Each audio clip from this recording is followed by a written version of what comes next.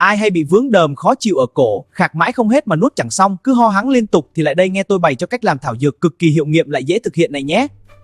Biết tại sao có đờm không? Là do phổi bạn bị nhiễm lạnh, cộng thêm vi khuẩn và khói bụi tích tụ lâu ngày nên nó mới đóng tản lại gây khó chịu như vậy đó.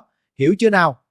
Ghi nhớ công thức này: 30g hẹ cắt khúc, 5g gừng thái chỉ, 20g đường phèn, đem hấp cách thủy 20 phút, lấy nước uống, mỗi ngày uống 5 lần là đờm tan biến ngay lập tức. Chúc bạn mau hết bệnh nha.